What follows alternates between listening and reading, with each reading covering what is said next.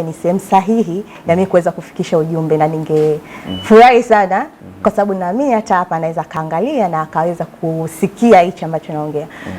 Huko kama nilivyosema mwanzo, mradi wangu ni kuhusu vijana na mpaka sasa hivi nimeweza kushirikiana na taasisi mbalimbali kama VETA kuweza kuwapatia hawa vijana fursa za kuweza za mafunzo kwa vitendo, kwa sababu kuna mafunzo ya maarifa na kuna mafunzo ya vitendo. Waliweza kupata mafunzo ya vitendo na pia nimeshirikiana na manispaa kuweza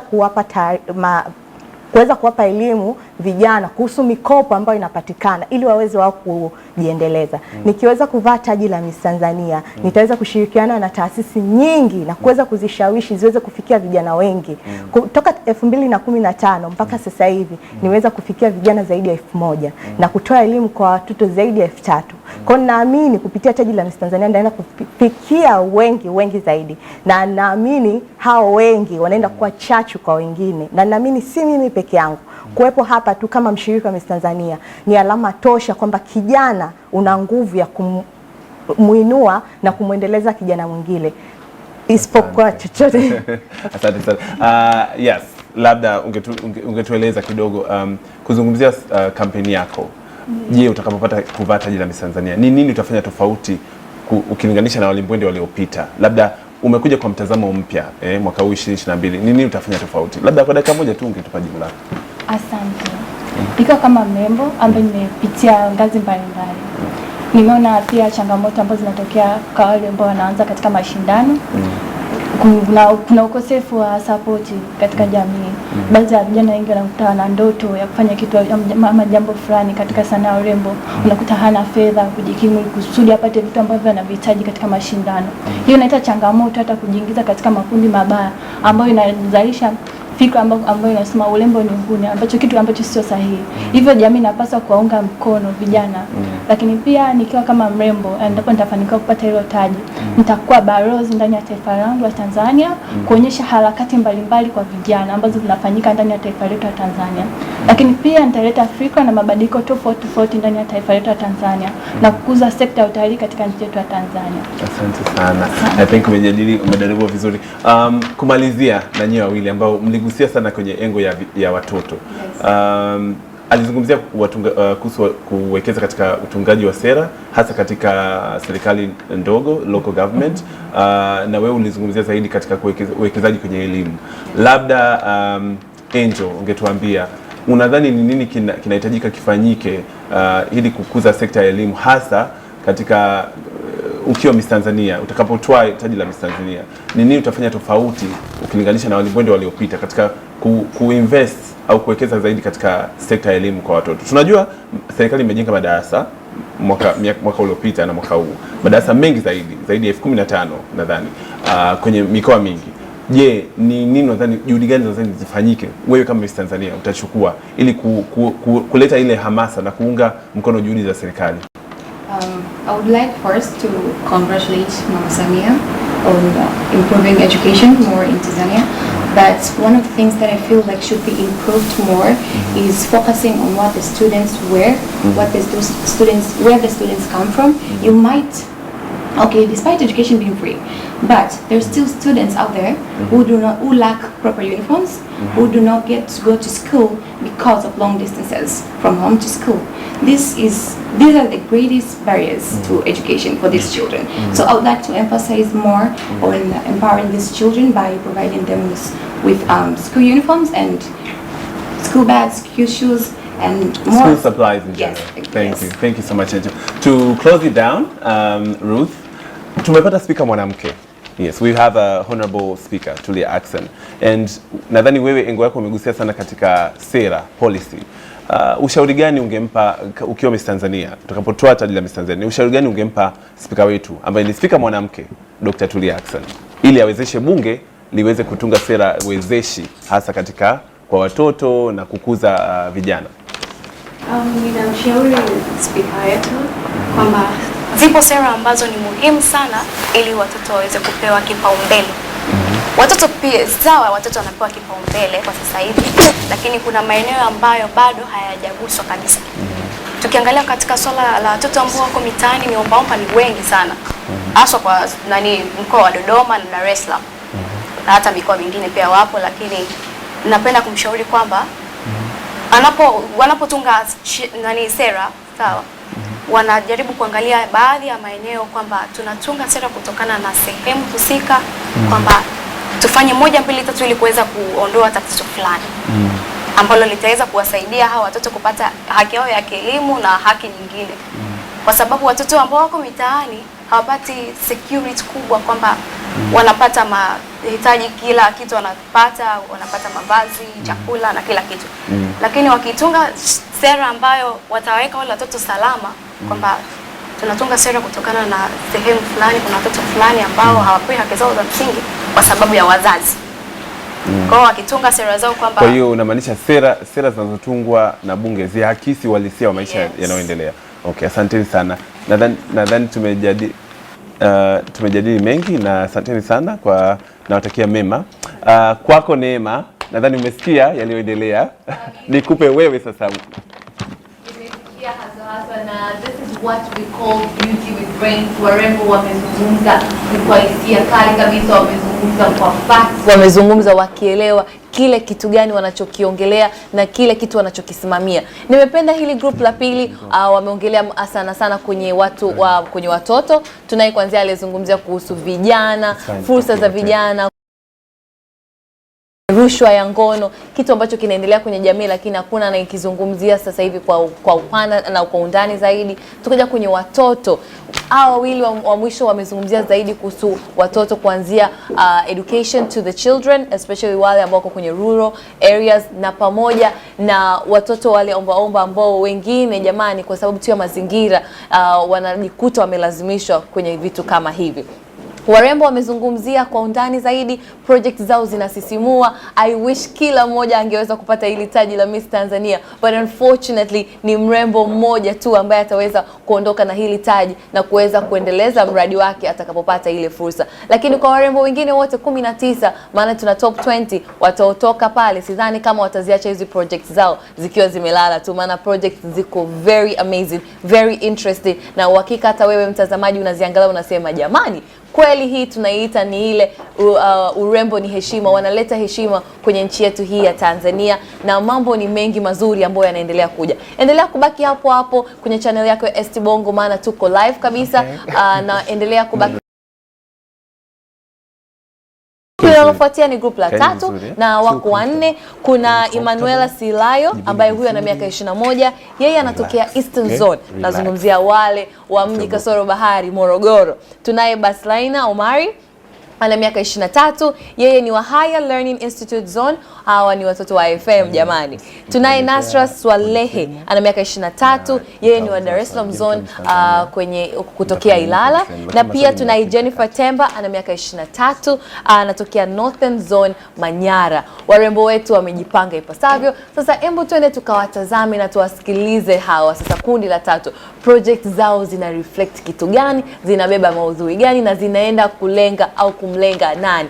Rio, mimi naomba nikuachie wewe ukae na warembo wako, tuambie sasa kitu gani wametuendelea kwenye hii head to head challenge ya siku ya leo. Na mubashara kabisa unatutizama kupitia Star Times. Walimwende wanazidi, kila group linaloingia linakuwa tofauti, na wote wanazidi kung'ara kama bendera yetu ya Tanzania, kama twiga wa Tanzania. Nadhani ile kundi nilite twiga. Group namba 3. Yes, tukianza mwanzo kabisa, matarajio yako ni nini kama Miss Tanzania, na je, mradi wako katika kambi ya Miss Tanzania mwaka huu unahusu nini? Emanuela. Thank you so much. I will use English. Thank you. Okay, Emanuela. Okay. My expectations when I become the next Miss Tanzania 2022, one of the most important thing I will do is that I will make sure that I'm impacting the lives of many young girls and women all over the country with my Beauty with a Purpose project. And my Beauty with a Purpose project is basically concerned with raising public awareness concerning sexual harassment on women, and through providing services, through providing services and other public awareness campaigns. And I chose this project because it is based on a reality thing that I ever witnessed one of these things happening just close to my neighborhood. And this gave me a go-ahead because the way the community, the way the society reacted to the issue really triggered something in my heart and gave me something like a reason to do something different. And so far, I've been able to run a lot of campaigns on the social medias, and also I've been able to educate girls in 2 different schools at Bagamoyo, and I saw how the awareness thing created impact in their lives. It's so much worth it, and I'm so grateful because the more they become aware, it's the more the community also will support the victims and ensure that in the end of the day, we are creating a safe environment for women and girls all over the country. Thank you. So your project is all about raising awareness and people being free to have safe spaces to talk about these things. Yes, especially sexual harassment issues. Thank you, Manuela. Basilina, tell us about your project for Miss Tanzania 2022 camp. And if you were to become Miss Tanzania, what would you do differently to impact on your project? Okay. Mimi nitatumia Kiswahili. Yes. Yeah. Mimi kama mrembo ningependa kuwekeza nguvu kazi yangu kuboresha elimu ya nchi yangu kwa kupunguza idadi ya wanafunzi kuacha shule kwa sababu fulani kama familia, matumizi, kipato, na ningesimama kama daraja ili kufikisha hili swala kwa serikali waweze kufanya kupunguza zile sababu ambazo hawa wanafunzi wanazipata. Mimi ni mmoja wa waathirika, kama nilivyokuwa chuo nilipata matatizo ya kifamilia na nilitaka kabisa kuacha shule. Kwa hiyo nilitaka kutumia hii fursa ya kwenye hili shindano kama nikiwa Miss Tanzania mwaka 2022 ningependa kuwa daraja la mafanikio ya wanafunzi kupunguza hizi changamoto na pia kusimama kidete na rais wetu Mama Samia Suluhu Hassan kupunguza hizi idadi za changamoto na kuboresha elimu yetu, kwani mtoto mwelimika ndio kitu pekee ambacho kitasaidia nchi yetu na maisha yake ya baadaye. Asante sana Basilina. Tukija kwako Nasra. Is it Nasra? Yes. Nasra Saleh. Yes. Mradi kazi wako katika kampi ya Miss Tanzania mwaka huu inahusu nini? Okay. Natumia Kiswahili. Yes. Okay. Mradi kazi wangu unahusu watoto wenye tatizo la excuse me. Okay, mradi kazi wangu unalenga kuelimisha jamii juu ya tatizo la watoto wenye mdomo wazi ambapo tatizo hili limekuwa likijificha lakini lipo kiuhalisia. Na tatizo hili la mdomo sungura ni tatizo ambalo linakupa watoto wakiwa wadogo, wakiwa tumboni mwa mama zao, ambapo mama huyu anashindwa kuconsume kama madini ya folic au pengine anatumia vilevi vikupitiliza na pia mama huyu pia kuna muda anakosa hewa ya kutosha. Kwa hiyo inaenda kumwathiri mtoto kwenye wiki ya 3 mpaka ya 4 ya utengenezaji wa mtoto. Kwa hiyo kupitia mimi hapa natamani sana jamii yangu ijue kuhusiana na watoto hawa. Wapo sana. Na watoto hawa wanafichwa ndani. Wakiwa wamefichwa wanashindwa kutekeleza ndoto zao. Na kama tunavyojua watoto wa sasa hivi ndo taifa la kesho. Kwa hiyo mimi hapa ningeomba jamii yangu na pia serikali yangu iweze kuniunga mkono kusaidia watoto hawa. Kwa ajili binafsi nimeweza kutembelea maeneo baadhi kwa maana kwanza nilipata organization mbalimbali ambazo ziliniunga mkono kusaidia watoto hawa, na mmoja hapo ni inaitwa The Same Qualities Foundation ambao wanatoa huduma matibabu kwa watoto hawa. Yaani kwamba wanaunganisha zile sehemu ambazo zipo wazi. Cleft palate. Yes. Okay. Kwa hiyo wakiwaunganisha watoto wanarudi kwenye hali ya kawaida na wanaweza kuishi maisha ya kawaida. Kwa maana watoto wengi sana wakiwa na hali hiyo ya uwazi wanatengwa na watoto wenyewe wanajificha, kwa hiyo inakuwa changamoto kwao na pia kwa familia zao.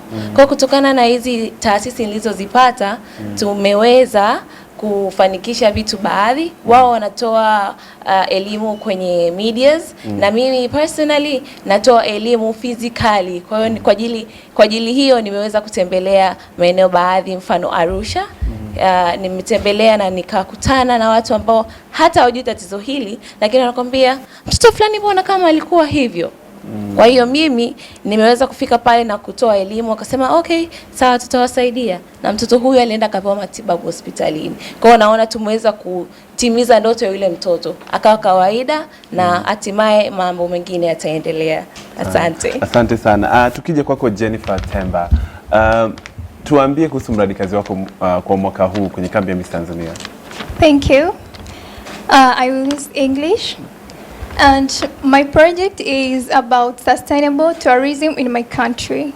And the aim of this project is to help local community, to those people who depend tourism to sustain their life, and to brand Tanzania as well.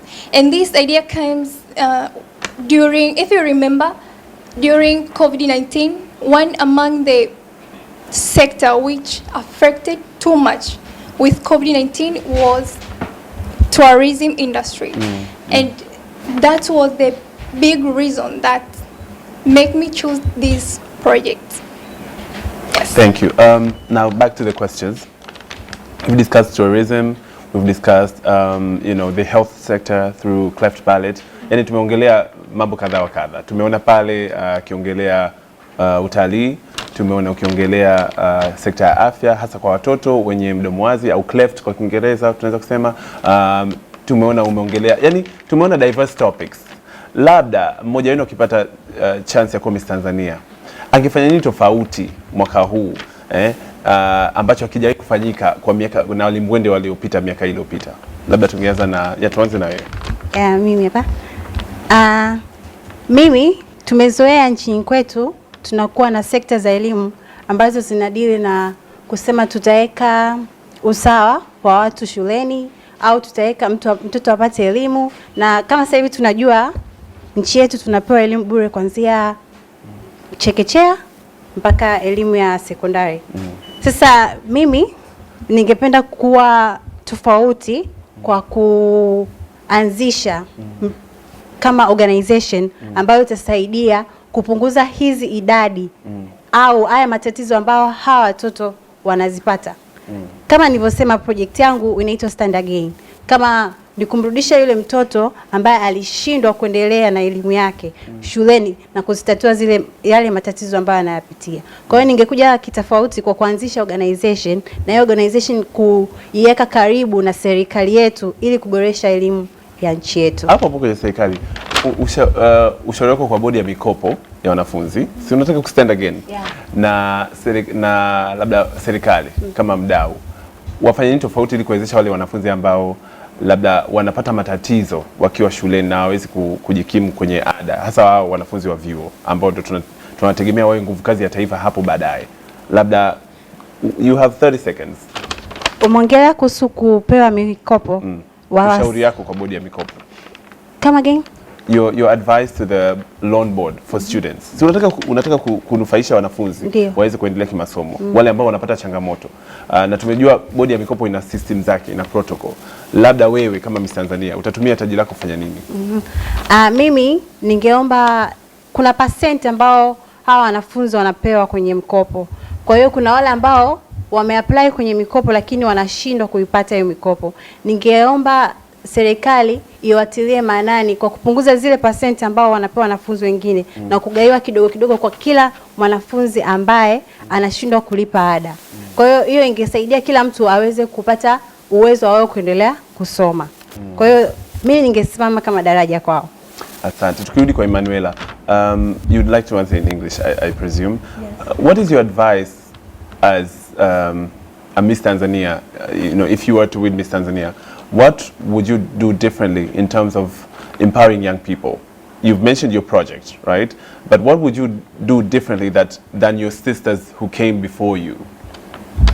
Okay, thank you so much. Okay. One of the very important things that I will do is creating different groups in the whole country, like reaching out to every youth. We are capable and we can do anything. And in my country, I think most of the people, people's dreams, especially us, are cut off because they don't know how can they reach there. Now, as for me, I'll make sure that I'm reaching out to all youth with different dreams, including my dream of fighting against sexual harassment acts, showing that in the whole country, everywhere, every youth, there are different centers that are reaching the other fellow youth to ensure that we are creating a generation that is capable of bringing a positive change in the community. Thank you. Thank you. Now we gotta round it up. We're running on time. Let's say Jennifer, yeah, you become Miss Tanzania. Yes. And what would you do differently? Please tell Tanzanians what would you do differently. No, well, one among my focus is my project, and actually my project is different because it comes out of impact of COVID-19, and my main focus is to promote tourism in my country, for my country and for local people that sustain their life through tourism. So I will join the government, and as you can see, our president is fighting so hard to fight for tourism. So I will join hard with government to promote it even more and more. Thank you. Yeah. To finish off with Nathra, sekta ya afya ni sekta muhimu sana katika nchi yetu. Na labda wewe ukiwa Miss Tanzania, ni ushauri gani unaweza kumpa waziri wetu Mheshimiwa Umi Mwalimu kuhusu mradi kazi wako, na ungependa ujiunge vipi na serikali ili kusupport agenda yao ya maendeleo?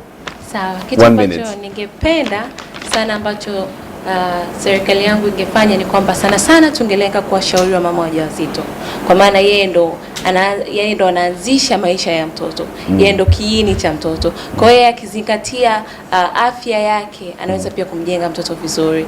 Kwa nadhani hicho ndo ningesimamia kusaidia watoto hawa. Asanteni sana. Nikurejeshe kwako Neema. Tumeweza kuona mambo mengi yakijadiliwa na walimbwende hawa. Kundi hili ni kundi namba 3, tunaleta kundi Twiga. Tumeona wakijadili mambo ya afya, sekta ya elimu na mambo mengi kadhaa, na utalii pia ambao unaleta pato kubwa kwa taifa. Kwa hiyo nikurejeshe kwako dadangu Neema, utuambie na wewe umeonaje hii kadamnasi ya leo.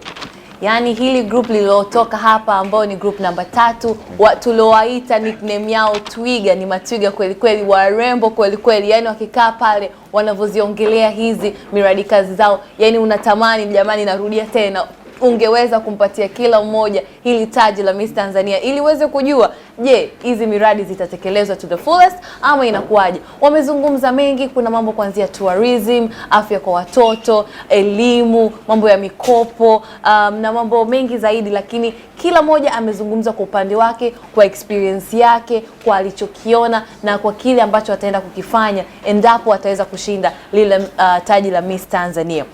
Mambo yanaendelea kwa mengi, bado tuna makundi mawili kwa sababu kila kundi lina washiriki 4, kwa bado yamebaki makundi mawili kwa hawa warembo wetu top 20 ya Miss Tanzania 2022. Tupo live kabisa kupitia ST Bongo ndani ya Star Times pekee. Kama unatuangalia kwenye dishi basi unatuona kwenye 401, lakini kama unatuangalia kwenye antena ni 161. And of course jamani, msigombanie sana TV nyumbani, hakikisha unayo application yako ya Star Times on ili uweze kupata matukio yote. Sasa bwana, kabla sijawaleta hawa warembo waliobakia, acha twende break fupi kwanza. Tukaheme kidogo, tunywe maji kidogo, tujiandae, alafu tutakaporudi sasa tuendelee kuona hii head to head challenge na hawa warembo wetu wa 2022 wamejipangaje. Let's take a short break. We'll be right back.